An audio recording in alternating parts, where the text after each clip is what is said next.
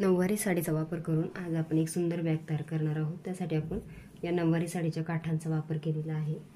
आपण बॅगसाठी हे दोन्ही बाजूने काठ लावून थोडीशी मध्ये हे कापडाची डिझाइन घेतलेली आहे। तर या भागाची रुंदी आपली 10 इंच आणि लांबी 26 इंच घेतलेली आहे। त्याचबरोबर आपण हे दोन पार्ट या बॅगच्या साइडने जोडणार आहोत, एक या बाजूने आणि एक या बाजूने। तर या दोन्ही पीसची रुंदी आपण 5.5 इंच आणि लांबी 26 इंच घेतलेली आहे। हे पार्ट आपण जोडण्या अगोदर एक पॉकेट तयार करणार आहोत। पॉकेट तयार करण्यासाठी आपण वरच्या बाजूने 3 इंचावर हा भाग कट करून घेऊया। 3 इंचावरती आपण खूण करून घेऊ आणि कट करून घेऊया।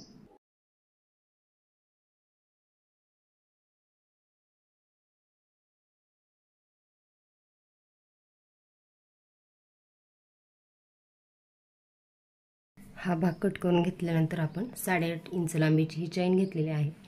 ते आपण इथे जोडण्या अगोदर आपण कापडाचा एक पीस आणि हा नॉनवनचा एक पीस अशा प्रकारे आपण खालच्या बाजूने यावरती हा नॉनवनचा पीस आणि वरच्या बाजूने हे कापडाचा पीस अशा प्रकारे ठेवून यावरती शिलाई करून घेऊया।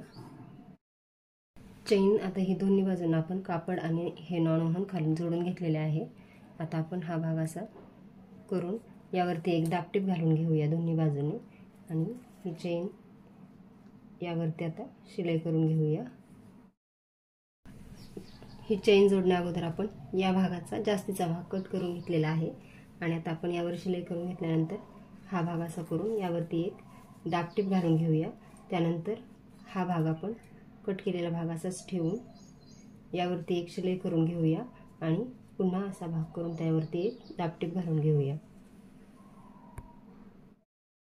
आपली आता ही चैन जोडून झालेली आहे। हा भाग शिवून आपण यावरती दाबटीप पण घालून घेतलेली आहे आणि आपण चैन जेव्हा या भागाला जोडणार होतो त्या अगोदरच यात रनर ॲड केला होता। आता आपण याला मागच्या बाजूने हे पॉकेट लावून घेऊया। त्यासाठी आपण या कापडाची रुंदी 10 इंच आणि उंची 9.5 इंच घेतलेली आहे। ते कापड आपण आता अशा प्रकारे अर्धा इंच फोल्ड करून इथे शिवून घ्यायचं आहे। त्यानंतर खालच्या बाजूने पण आपण अर्धा इंच फोल्ड करून अशा प्रकारे आपण याला चारही बाजूने आपण आता शिलाई करून घेऊया। आपलं आता हे पॉकेट जोडून तयार झालेलं आहे। आता आपण यासाठी बॅगसाठी बंद तयार करून घेऊया। बंद तयार करण्यासाठी या खालच्या कापडाची रुंदी 4 इंच आणि लांबी 26 इंच घेतलेली आहे। त्याचबरोबर नॉनवनची रुंदी 1 इंच आणि लांबी 26 इंच घेतलेली आहे। तर आपण आता हे नॉनवन अशा प्रकारे यामध्ये ठेवून या बाजूने एकदा फोल्ड आणि या बाजूने एकदा फोल्ड आणि पुन्हा एकदा फोल्ड करून आपण हा बंद अशा प्रकारे याला दोन्ही बाजूने शिलाई करून हे दोन्ही बंद आपण तयार करून घेऊया।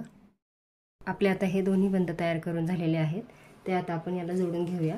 जोडण्यासाठी आपण हे वरच्या भागाचं अंतर मोजून घेऊया। ते आपलं आता 2.5 इंच आलेलं आहे। आपण वरच्या बाजूने 2.5 इंच आणि बाहेरच्या बाजूने 1 इंचावरती हे बंद जोडणार आहोत। 1 इंचावरती खूण करून घेऊया। खूण केल्यानंतर आता आपण हा बंद अशा प्रकारे थोडासा फोल्ड करून या बाजूने पण थोडासा फोल्ड करून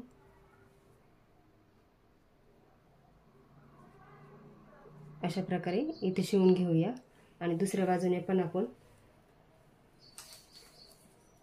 वरच्या बाजूने 2.5 इंचावरती खूण करून घ्यायची आहे आणि या बाजूने 1 इंच आतमध्ये अशा प्रकारे आपण अंतर मोजून हा बंद पण आपण जोडून घेऊया।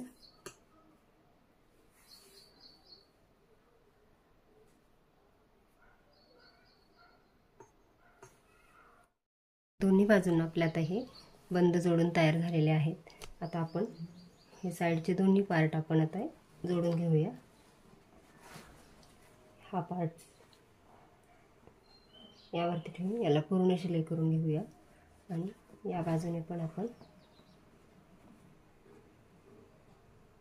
हा पार्ट ठेवून शिवून घेऊया। हे दोन्ही साइडचे पार्ट आपले आता जोडून झालेले आहेत। आता आपण या भागावरती दाबटीप घालून घेऊया। दोन्ही बाजूंना आपण आता दाबटीप घालून घेतलेले आहे। आणि याच आकारात आपण हे अस्तर पण कट करून घेतलेलं आहे। आता थोडा वेळ हे अस्तर बाजूला ठेवूया आणि आता आपण या साईडच्या पार्टला चून घालून घ्यायचे आहेत। या बाजूने 2 अशा प्रकारे 1 इंच असं अंतर घ्यायचं आहे, अर्धा इंचाचं, आणि पुन्हा असं अंतर घेऊन आपण आता याला पिनअप करून घेऊया। अंदाजे आपण या प्लेट्स घालायच्या आहेत आणि प्रत्येक प्लेट्समध्ये सेम अंतर ठेवायचं आहे।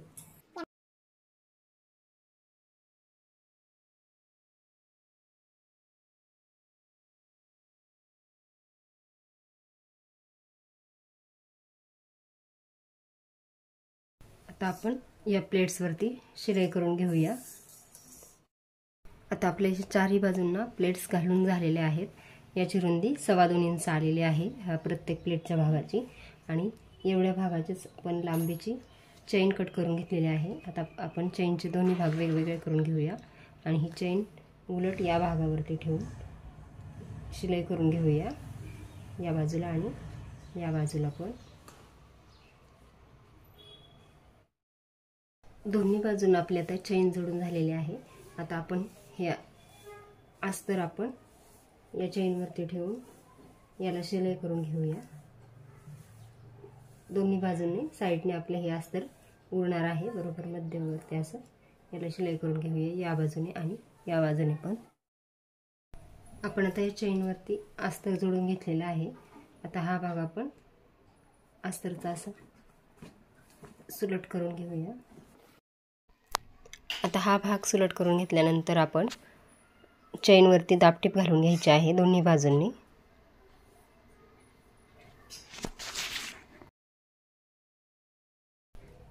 चेनवरती दाबटीप घालून घेतल्यानंतर आता आपण हे साईडचे जास्तीचे अस्तर आणि ही चेन कट करून घेऊया।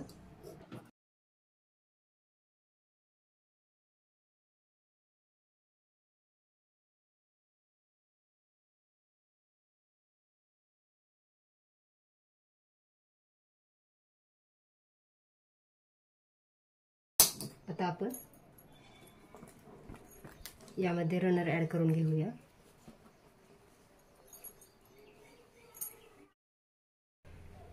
आता हा रनर ओवून एकदा बाहेर काढून घेऊया आणि पुन्हा आपण या बाजूने ओवून मधोमध आणून ठेवूया।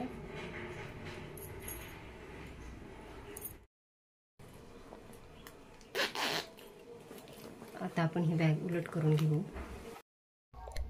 आता आपण ही बॅग उलट करून घेतल्यानंतर व्यवस्थित अस्तर आणि मेन कापड एकत्र जोडून आपण या दोन्ही बाजूंना शिलाई करून घ्यायची आहे।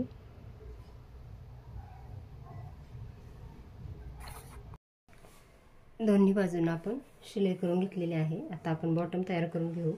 बॉटम तयार करण्यासाठी या बाजूने 2 इंच आणि या बाजूने 2 इंच अंतर आपण मोजून घेतलेलं आहे आणि आता आपण हा बॉटम कट करून घेऊया।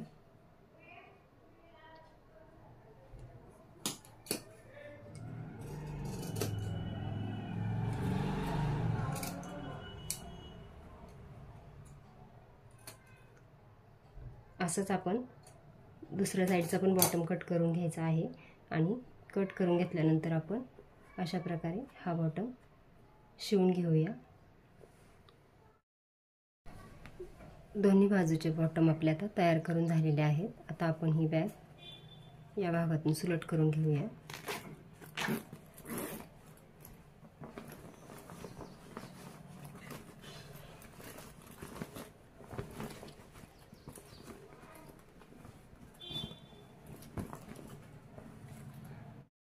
सुलट केल्यानंतर भरपूर मोठी आपली ही बॅग तयार झालेली आहे।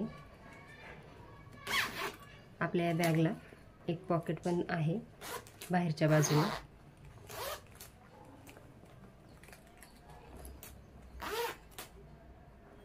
आणि शिवून झाल्यानंतर आपल्या या बॅगची वरच्या बाजूने रुंदी 13.5 इंच, खालच्या बाजूची रुंदी